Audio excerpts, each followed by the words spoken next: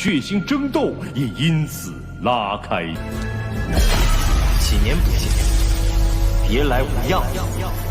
I don't ever slow up, no I don't take shit. I got no love for the fakeness. If you wanna play tough and wanna hate me. Selamat datang kembali di pembahasan Battle Through The Heaven versi novel. Buat kalian semua yang telah stay di channel ini, terima kasih banyak ya. Dan jangan lupa untuk kalian semua untuk like, subscribe, dan share. Oke, terima kasih.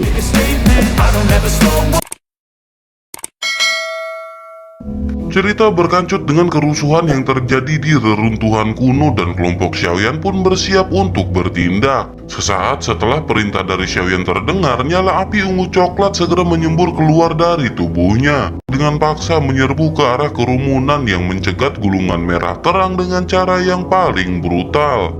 Segera ekspresi cukup banyak orang pun berubah sedikit dan aura dingin berkedip di mata mereka. Sementara itu di sisi lain, Xiaoyan pun segera melambaikan tangannya saat ia melihat belasan pilar Doqi yang bergegas. Ia pun menjentikan jarinya dan 5 pilar api ungu coklat buru-buru melesat keluar dari permukaan tubuhnya. Setelah itu, api pun bertabrakan dengan beberapa pilar dan menghancurkan semuanya dengan sangat mudah. Tindakan Xiaoyan juga menyebabkan satu-satunya elit Dozun yang hadir di lingkaran ini memiliki ekspresi buram. Ia telah mengejar gulungan merah terang ini sejak awal. Menjadi yang terkuat di grup ini, kemungkinan ia berhasil mendapatkan benar-benar cukup tinggi. Namun saat ini intervensi tiba-tiba dari Xiaoyan juga telah membangkitkan keinginan membunuh yang kuat di dalam hatinya. Matanya segera berkedip dan ia mengepalkan lengannya dan seketika sebuah kapak besar muncul di dalamnya.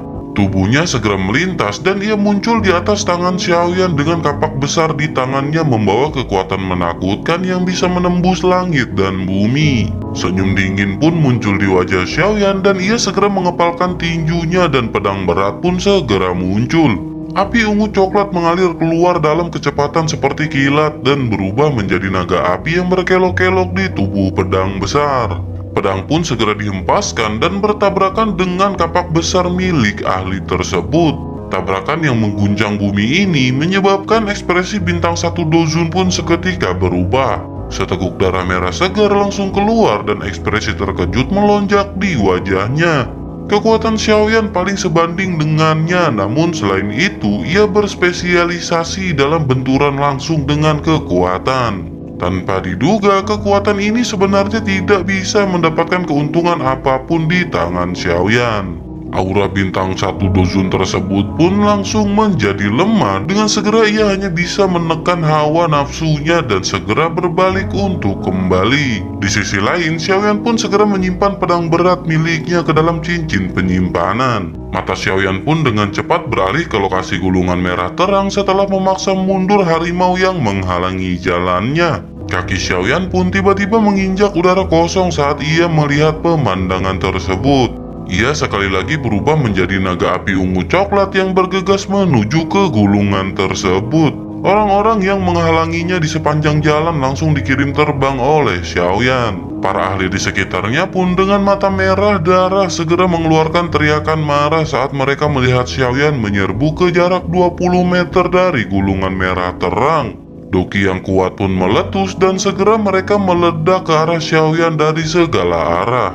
Momentum dari serangan oleh gabungan hampir dari 100 ahli benar-benar sangat spektakuler. Namun Xiaoyan tidak segera membalikan tubuhnya dan ia sekali lagi mengambil langkah maju. Tangan besarnya pun dengan lembut meraih gulungan merah terang yang terbang di sekitarnya. Tepat ketika serangan ini akan mendarat di tubuh Xiaoyan, ruang di sekitar Xiaoyan sedikit berfluktuasi. Tian Wu, Zunzi, Ziyan, Qinglin, dan yang lainnya dengan cepat muncul. Dengan upaya gabungan dari mereka, perisai energi pun segera terbentuk. Jumlah Doqi yang tidak ada habisnya dengan keras menabrak perisai cahaya menyebabkan yang terakhir terus meletus menjadi gelombang riak.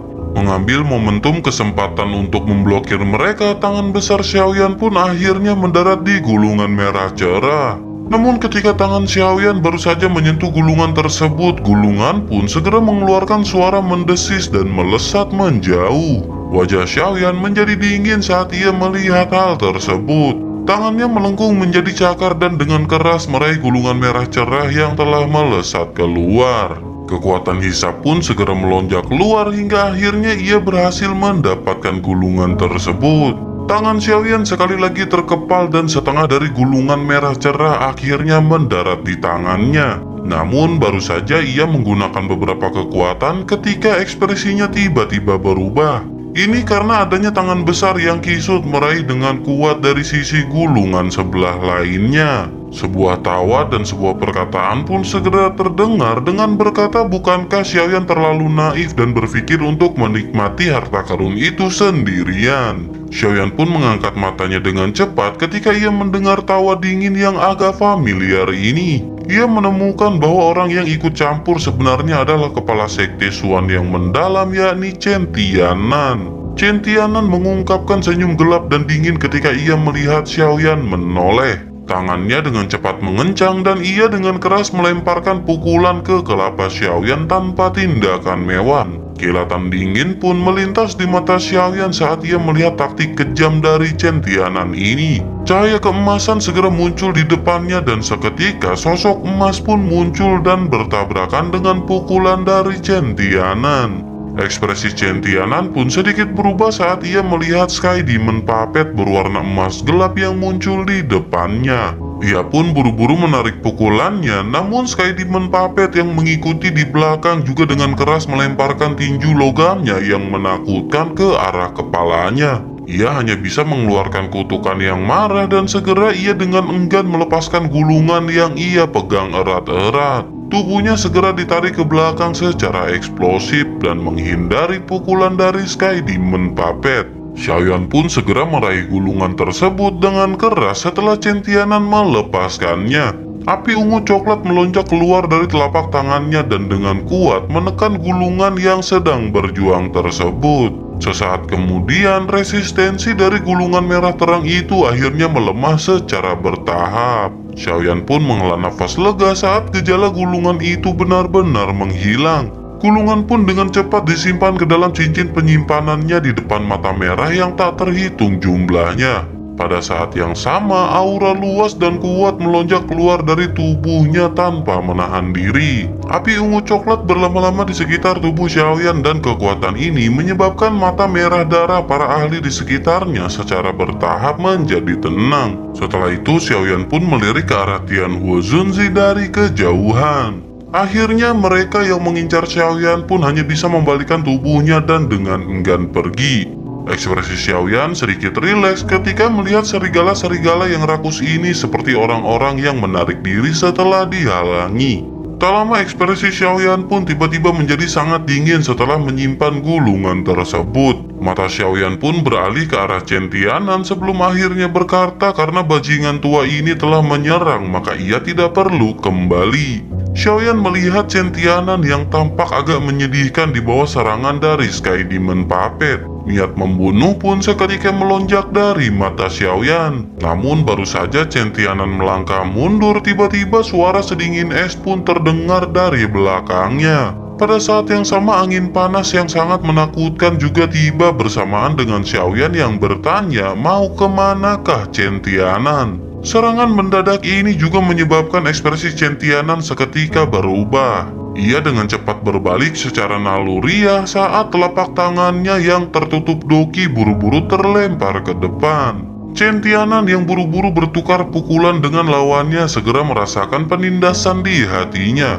Ekspresi dingin pun melintas di mata Chen Tianan dan ketika ia baru saja akan mengambil inisiatif untuk menyerang, tiba-tiba angin kencang pun ditransmisikan dari belakangnya. Hal ini menyebabkan ekspresinya berubah dan ia buru-buru berbalik dan menemui sosok tersebut. Ledakan pun segera terjadi dengan Sky Demon Puppet yang melambaikan tangannya. Setiap kali diayunkan itu akan menghasilkan suara angin tajam yang menusuk telinga.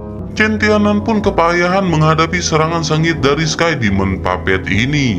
Tubuhnya terus bergerak mundur karena kekuatan Sky Demon Puppet pada dasarnya telah menekannya sampai ia hanya memiliki kemampuan untuk bertahan. Tak lama angin di telapak tangannya tiba-tiba menguat saat ia dengan paksa menyingkirkan serangan dari Sky Demon Puppet. Jari-jari kakinya menekan tanah dan tubuhnya terbang mundur. Suara dingin yang membawa angin dingin dengan tenang bergema di samping telinga Chen Tianan ketika Xiaoyan mengeluarkan teknik segel penguburan langit. Ekspresi Chen Tianan pun langsung menjadi pucat ketika ia merasakan aktivitas di belakangnya. Kecepatan Xiaoyan benar-benar begitu cepat sehingga melebihi harapan Chen Tianan. Doki pun buru-buru melonjak di dalam tubuh Chen Tianan saat ia bereaksi terhadap situasi ini. Sebelum ia bisa benar-benar membentuk pertahanan di belakangnya, sebuah sidik jari berwarna ungu kecoklatan dengan lembut mendarat di punggungnya. Seteguk darah segar tanpa sadar dimuntahkan dan tubuhnya juga terhuyung-huyung mundur menabrak beberapa ahli pada saat ini. Kekuatan dari Xiaoyan juga telah mengguncang orang-orang yang tidak beruntung sampai mereka memuntahkan beberapa suap darah. Sementara itu tubuh Chen Tianan benar-benar berubah menjadi busur yang terbang menjauh. Wajahnya berlumuran darah saat ia berbalik dengan susah payah. Matanya benar-benar ganas saat ia melihat ke arah Xiaoyan yang semakin menjauh. Tak lama tubuhnya mendarat dengan keras di tanah dan bergesekan dan membentuk selokan yang dalam. Darah merembes keluar dari dalam mulut Chen Tianan. Kekuatan hidupnya juga dengan cepat menghilang dari dalam tubuhnya. Segera tubuhnya yang kaku runtuh perlahan hingga akhirnya ia terjatuh ke tanah. Xiaoyan pun menyimpan Sky Demon Puppet ke dalam cincin penyimpanannya setelah membunuh Chen Tianan dengan kecepatan seperti kilat. Tianhuo Zunzi, dokter peri kecil, dan yang lainnya juga melintas hingga akhirnya beberapa dari mereka sekali lagi berkumpul dan dengan hati-hati menyaksikan kekacauan di dalam aula besar. Tianhuo Zunzi pun segera berkata dengan lembut bahwa suku Heaven Demon Phoenix dan Wind Lightning Pavilion masing-masing telah memperoleh gulungan. Lembah Sungai Es dan Burning Flame Valley juga telah memperoleh sesuatu. Selain itu, dua gulungan lainnya telah jatuh ke tangan dua ahli yang cukup kuat. Xiaoyan pun terkejut setelah mendengar hal ini. Setelah itu Xiaoyan pun mengangguk karena menyadari faksi-faksi ini telah datang dengan persiapan. Tak lama dokter peri kecil pun segera bertanya apa yang harus mereka lakukan. Hanya ada 3 gulungan yang tersisa yang diambil oleh orang-orang. Sejumlah orang tidak diketahui telah mati karena 3 gulungan tersebut dan apakah mereka perlu mengambil yang lain. Xiaoyan pun menggelengkan kelapanya dan berkata jika mereka melebut lebih banyak maka itu akan menyebabkan mereka semua yang belum mendapatkan harta karun kehilangan akal sehat mereka. Selain itu, perasaan yang diberikan 10 gulungan ini kepada Xiaoyan tidak tampak seperti teknik Douglastian. Dokter peri kecil pun segera terkejut sebelum akhirnya bertanya apa yang dimaksud oleh Xiaoyan. Apakah 10 gulungan yang tersisa ini adalah palsu? Xiaoyan pun menyipitkan matanya sebelum akhirnya berkata bahwa gulungan ini memang teknik Do atau metode Qi yang cukup kuat. Namun mereka mungkin bukan teknik Do kelas Tian. Pada saat ini sepertinya mereka mungkin semuanya sedang tertipu. Dokter peri kecil dan yang lainnya pun mengerutkan kening mereka dengan erat ketika mendengar kata-kata Xiaoyan. Mereka memutar mata dan tiba-tiba berkata orang-orang dari aula jiwa itu apa yang mereka rencanakan. Xiaoyan terkejut dan matanya mengikuti pandangan dokter peri kecil hanya untuk melihat hantu tua Zaixing dan beberapa ahli dari Hollow of Soul benar-benar mengadopsi formasi melingkar saat mereka perlahan berjalan menuju kerangka Doseng. Tianhuo Zunzi pun segera berkata bahwa sepertinya target mereka adalah kerangka Doseng. Menanggapi hal itu, Xian pun segera bertanya apakah mereka harus ikut campur tangan menghentikan orang-orang ini. Mata Xiaoyan menatap tajam pada kerangka yang duduk di kursi batu. Matanya tiba-tiba menyusut sesaat kemudian ketika ia menyadari dan melihat bahwa jari kerangka itu sedikit gemetar. Kejutan pun tiba-tiba menyebar di hati Xiaoyan sebelum akhirnya ia bertanya apakah kerangka Doseng ini hidup. Perubahan drastis yang tiba-tiba pada ekspresi Xiaoyan juga menarik perhatian kelompok dokter peri kecil. Xiaoyan menghirup udara dalam-dalam dan ia memandang hantu tua Zaixing dan yang lainnya yang semakin dekat dengan kursi batu. Perasaan buruk tiba-tiba muncul di dalam hatinya hingga sesaat kemudian ia tiba-tiba meraih Xian dan King Lin di sampingnya dan berteriak agar semuanya mundur dengan cepat. Sementara itu di sisi lain kelompok hantu tua Zaising juga melangkah ke radius 10 meter dari kursi batu. Kedua matanya sangat panas saat ia melihat kerangka yang duduk di sana. Ketika tangan hantu tua Zaising hendak menyentuh kerangka tersebut, sedikit goyangan tiba-tiba muncul di ruang itu. Segera mereka tampaknya telah berubah menjadi duri spasial yang sangat tajam yang tak terhitung jumlahnya dan dengan kejam menusuk ke tangan hantu tua Zaising. Ia buru-buru menarik tangannya hanya untuk menemukan bahwa cukup banyak darah segar telah mengalir keluar dari tangannya. Ada beberapa tetesan di antara mereka yang dengan lembut menetes ke kerangka yang sedang duduk. Emosi gelisah diam-diam menyebar di hati hantu tua Zaising saat ia melihat darah segar yang mendarat di kerangka putih giok. Setelah itu dua kelompok warna merah darah samar-samar melintas dan muncul dalam tengkorak yang kosong. Kerangka doseng ini perlahan mengangkat kelapanya ketika cahaya darah muncul. Raungan yang menggetarkan bumi tiba-tiba terpancar dari mulutnya pada saat ini dengan cara seperti guntur. Raungan menakutkan pun telah berubah menjadi zat seperti gelombang sonik dalam sekejap. Ledakan pun segera terjadi dan yang pertama terlibat oleh badai sonik secara alami adalah beberapa ahli dari Hall of Soul yang sedikit lambat untuk bereaksi. Gelombang sonik menyusul mereka dalam sekejap dan segera tubuh mereka tampak seperti karung pasir yang terkena peluru meriam. Mereka segera meledak dan berubah menjadi kabut darah yang menyebar dengan cepat. Cukup banyak ahli di dalam aula besar saat ini yang masih mengejar 3 gulungan yang tersisa. Gelombang sonik yang tajam menyebar dengan kecepatan kilat. Banyak sosok di udara diam-diam menegang hingga akhirnya mereka pun meledak seperti kabut darah. Dalam sekejap seluruh aula besar telah dipenuhi dengan kabut darah yang kaya. Di sisi lain, Tang Zhen yang telah pulih dari perubahan tak terduga ini tiba-tiba mengalihkan pandangan mereka yang marah ke arah hantu tua Zaising. Ia segera bertanya apa yang dilakukan oleh hantu tua Zaising. Semua orang mengalihkan pandangan marah mereka ke arah hantu tua Zaising ketika mereka mendengar suara marah dari Tang Zhen. Setelah ditatap dengan marah oleh begitu banyak ahli, bahkan hantu tua Zaising akhirnya menggerakkan sudut mulutnya. Hantu tua Zaising segera berkata bahwa ia tidak menyadari mengapa kerangka yang telah mati selama bertahun-tahun yang tak terhitung jumlahnya akan tiba-tiba meletus. Beberapa ahli dari Hall of Soul mereka juga mati pada saat itu. Xiaoyan pun tertawa dingin saat mendengar penjelasan hantu tua Zaising. Ia segera berkata jika bukan karena darah segar hantu tua Zaising telah mendarat di kerangka tersebut, bagaimana mungkin itu bisa terbangun? Apakah ia mencoba menghindari tanggung jawabnya setelah hal-hal menjadi seperti ini? Ekspresi hantu tua Zaising berubah ketika ia mendengar kata-kata ini dari Xiaoyan. Namun setelah merasakan semakin banyak tatapan marah di sekelilingnya, ia hanya bisa menangkupkan kedua tangannya dan berkata bahwa masalah ini memang karena kecerobohan dirinya. Namun hal yang terpenting saat ini adalah tidak meminta pertanggungjawaban orang lain. Jika ia menebak dengan benar, kerangka doseng itu seharusnya menjadi pemikiran yang ditinggalkan oleh ahli itu ketika ia masih hidup. Oleh karena itu tidak akan sulit untuk mengatasinya. Selama mereka semua bergandengan tangan, mereka pasti bisa menekannya. Ekspresi Tang Zhen sedalam air setelah mendengar perkataan dari hantu tua Zaising. Ia pun bergumam bahwa hanya sebuah pikirannya saja sudah sangat menakutkan. Jika gelombang sonik lain datang lebih awal, kemungkinan tidak banyak orang di tempat ini yang bisa selamat. Tak lama seseorang di dalam kerumunan segera berkata karena mereka sudah mendapatkan gulungan, maka mereka harus segera pergi. Hal yang terjadi kali ini benar-benar terlalu menakutkan. Hantu tua Zaising pun berbicara dengan suara yang dalam bahwa tidak mungkin untuk pergi.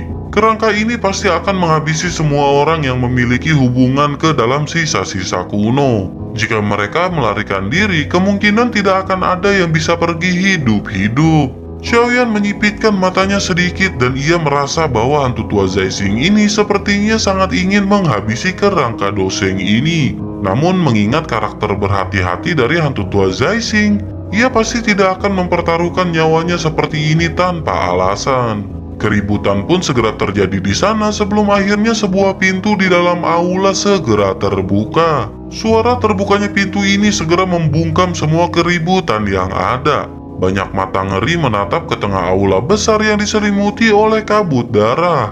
Suara tulang menyentuh tanah menjadi semakin lebih dekat dan suara itu tidak keras tetapi tampaknya menginjak hati semua orang dan menyebabkan semua orang merasa sangat tertekan.